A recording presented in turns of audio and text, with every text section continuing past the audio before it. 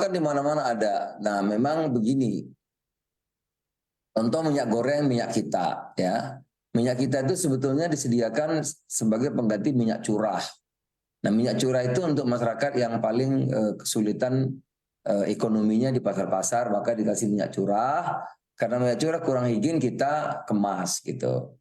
Tapi yang terjadi minyak kita ini terkenal terlalu sukses. Semua orang beli minyak curah. Nah, kalau semua orang beli minyak curah kan akhirnya minyaknya nggak cukup. Kita tambah jadi 450.000 ton. Tapi kalau semua orang pindah, premium pun pindah ya nggak cukup juga gitu. Tapi ya dampak positifnya yang dulu harga minyak 26.000, sekarang turun jadi 19. Yang 19 dulu yang premium turun jadi 17.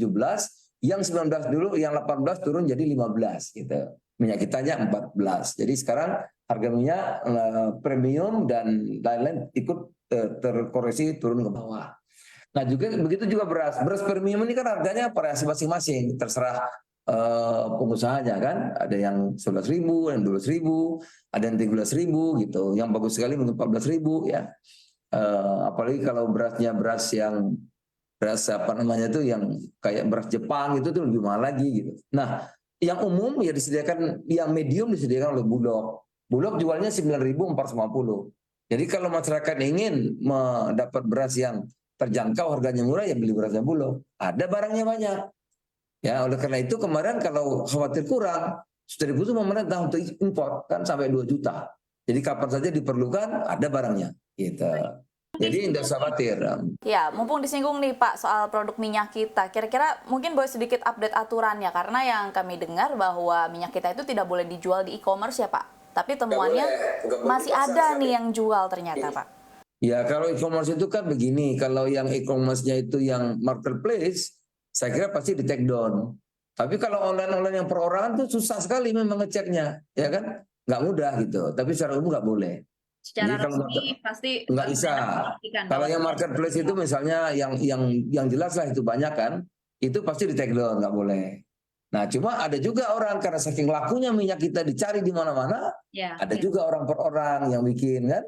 Nah tentu ini tidak mudah kita handle-nya gitu. Baik, apakah masih ada pembatasan Pak mengenai jumlah untuk menghindari mungkin untuk penjualan kembali minyak kita ini sendiri? Ya kalau minyak kita di pasar kita tinggal pasang kalau orang beli di gantungan, kasih gantungan beli 2 liter gitu. Ini gimana Pak kalau ada yang jual dalam jumlah banyak begitu secara tidak resmi kan, secara perorangan, tapi berarti kan dia kan punya stok jumlah banyak. Ya kita percaya begini, kita harus mulai membiasakan berprasangka baik kepada masyarakat kita. Kalau saya begitu. Jadi kita beritahu saja di toko-toko di pasar itu per orang beli 2 liter. Nggak usah bikin sulit, bikin rumit, ya. Dan saya kira 99%, 99,9% masyarakat kita ini orang baik dan tertib. Bahwa ada yang bandel 1-2 ya nanti Satgas sudah turun. Gitu. Karena pertanyaan saya mau nanya nih soal pengawasan yang dilakukan Kemendak agar tidak ada penimbunan jelang Lebaran. Salah satunya mungkin di minyak kita.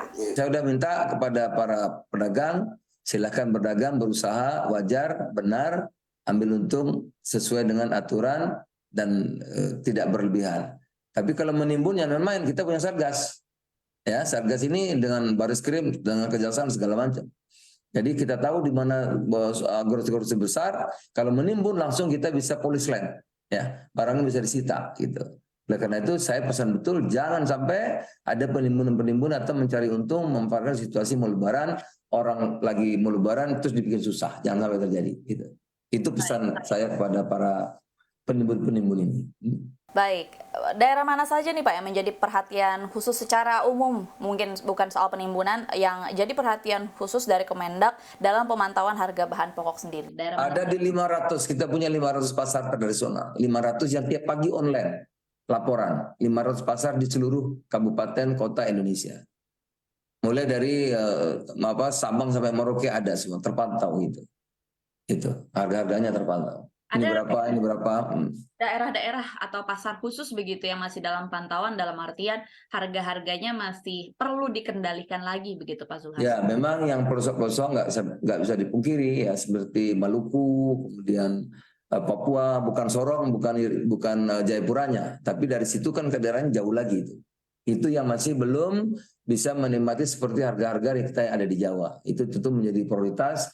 Oleh karena itu saya terima kasih kita kerjasama dengan tol laut Kementerian Perhubungan sehingga ngirim ke sana ongkosnya bisa jadi murah gitu. Saya juga terima kasih kepada Pak Tito, Menteri Dalam Negeri yang tiap hari Senin itu memantau inflasi pasar-pasar di seluruh Indonesia dengan bupati-bupati dan para kapolda di daerah-daerah. Tiap minggu, tiap hari Senin. Jadi kalau terjadi hari ini harga stabil bukan tiba-tiba. Tapi ini kerjaan semua orang, bukan kerjaannya Mendak aja, enggak. Ini kerjaan Pak Menteri Dalam Negeri, ini kerjaan bupati, kerjaan wali kota, kerjaan gubernur, kerjaan satgas dari kepolisian. Jadi semua pihak bekerja.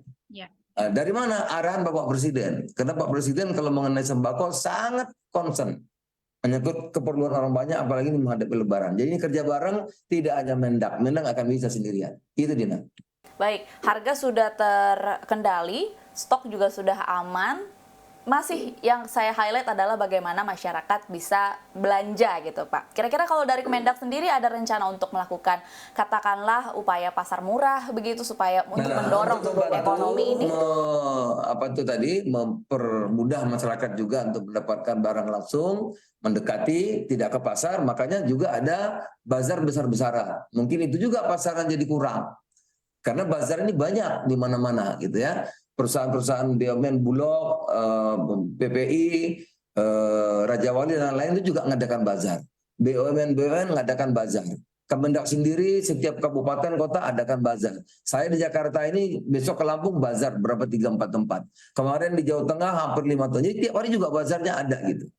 Mungkin itu juga akan mendekatkan barang pokok ke kampung-kampung, ke tempat masyarakat sehingga mungkin masyarakat juga kurang ke pasarnya. Mungkin juga soal itu, Dina.